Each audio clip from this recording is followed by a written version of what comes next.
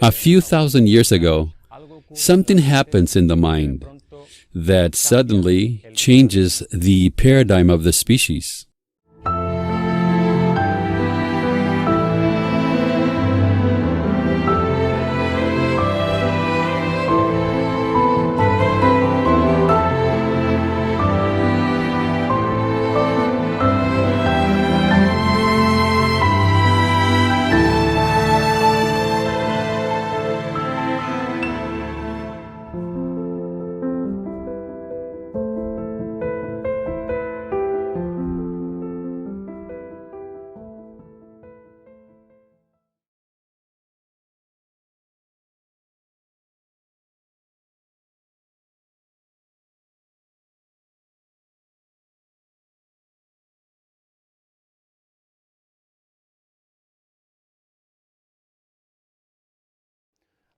The mind becomes ever so deeply distorted.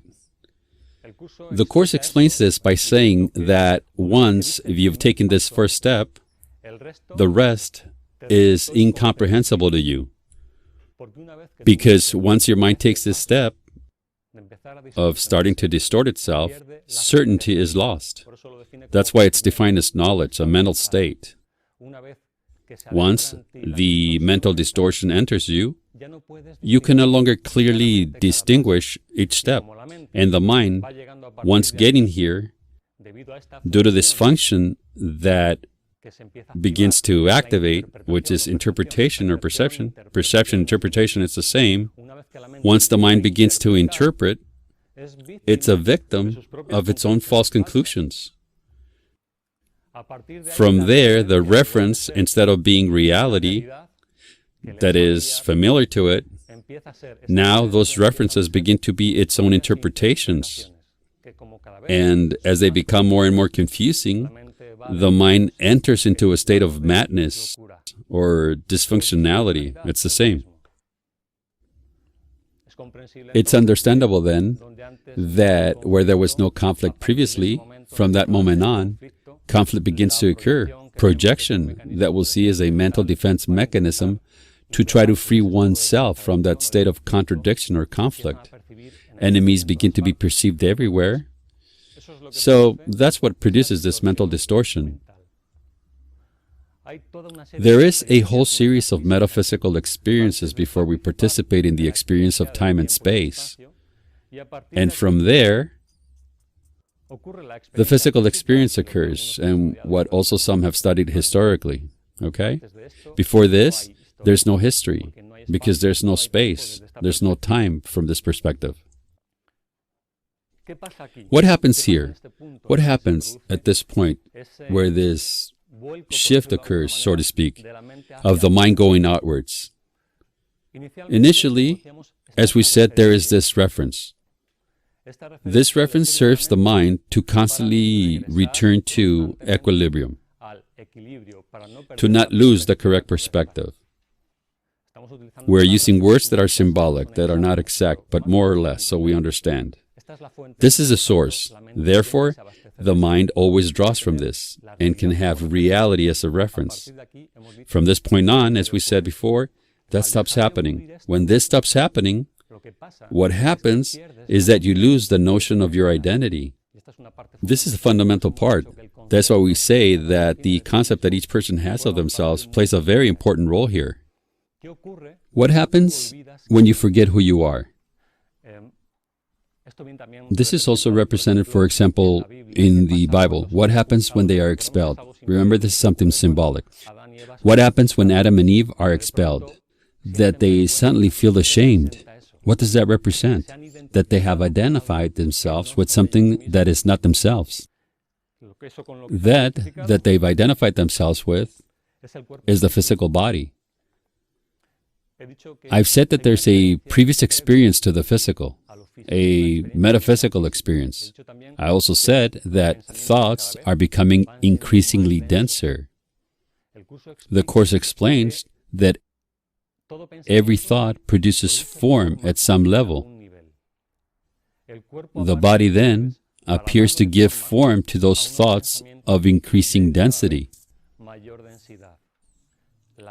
The mind, which is something abstract but real, keeps identifying itself with thought frequencies that are ever more denser, that end up crystallizing in the form of a physical body. Therefore, the physical body represents those thoughts.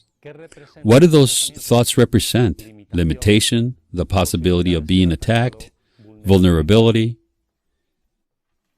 Can we see this? They are representing an idea about ourselves. And that's where the real problem begins. In relationships. Why?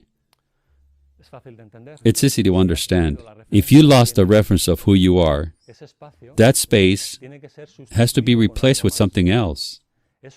That which is replaced with, that space, is called, the Course defines it like this. Ego, or what we'd called the concept of the self. Everyone here has an idea about themselves.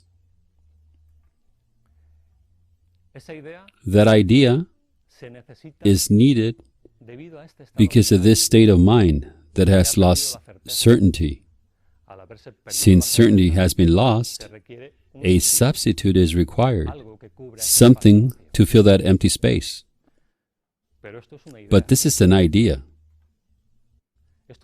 This is not a fact. This is not real. This is real. This is a real identity that is called many names. Let's call it this. Much simpler. This is a real identity.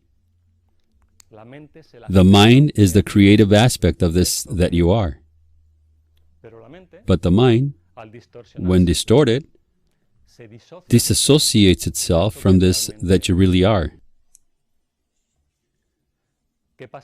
What happens when you disassociate from this? As I say, it has to be replaced with something else. Because the mind, if it's the creative aspect of self, it needs a self, it needs an identity in order to do its function. Since it's disassociated from it, because of the separation that the Course refers to, it needs to invent something in its place. That has been invented is a concept. The ego is a concept of yourself, and everyone here has an idea about themselves that changes over time. What happens when you have this instead of this other thing? That any idea can be accepted or rejected. We're talking about an identity idea. What is this idea about yourself based on? On a whole system of beliefs. This idea cannot be sustained in your mind if it were not for the fact that there are a whole series of ideas that support it. Why do conflicts or arguments occur? Because you feel attacked by another person's idea. How can an idea attack you? It's very simple. If you have identified yourself with an idea, this idea can be accepted or rejected. And this idea, in order to survive in your mind, has to be constantly fed, reaffirmed. If I have an idea and you have a different idea, I feel threatened because the way I maintain this concept of myself is through all the ideas that represent it. Can we see this clearly? This can't be kept in my mind, and I need to defend this with my life. Let us not forget this because this is very important. It's very important to connect this that we are talking about with something emotional because it really is. People die for this and kill for this. That's why it's not just anything. It's not an idea or an optional concept that someone could think and or do without. Because some ideas you may think, but that's not so because there's people who think differently and I don't care. I tolerate it or accept it. Well, why do you tolerate it or accept it? Because you don't feel that it's a threat to you due to the type of relationship that you have with that person. But there's a place in the world where people think this way. Okay, I tolerate it because I'm very open and very diverse and very tolerant. Perfect. Until that way of thinking on the other side of the world comes to your house or it's your neighbor. Now, then, the conflicts due to beliefs occur. Can we see this? Because we can easily disassociate ourselves from the fact that there is an idea out there in the world that has nothing to do with us, as long as we don't feel it affects us. But when we interact with that idea, that's when the conflict occurs, because it becomes a threat to us, because it denies this. And I need to defend this with my life. Why does it hurt me? For example, when a tragedy happens in my neighborhood, or in my city, or in my country, and the same thing that's happening in another country, in another place, makes me indifferent, or I can show some concern because I'm a good person about things that happen in other parts of the world, precisely because I do not identify with that. If it happens to someone I know, someone close to me, or from my same culture, since I identify myself with that culture, it affects me. If it's not my culture, or I don't know the person, or it's indifferent to me, even if it's the same, it doesn't matter to me because this is not affected. So as we can see, this is very selective. This only feels attacked when it's in danger, or believes itself to be in danger due to identification. See?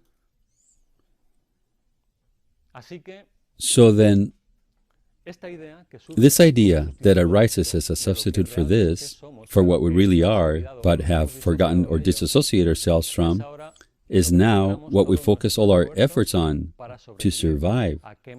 What do I do? The type of job I have, the type of economy I have, and this is very important. I think we've seen some of this morning, right?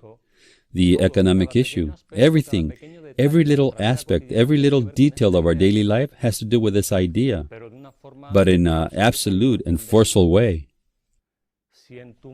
If in your mind you have the idea that you don't deserve, for example, to have money, and that idea may come about in many ways, you won't have it because it goes against this belief. For example, if your parents have never had money, and you were born or raised in that environment, you already have a reference about what you are and what you deserve. It doesn't matter that they haven't told you anything about money in your life. With the example that they've given you, with that way of life, with the environment, you already learn who you are, and therefore, you're a person without resources, period.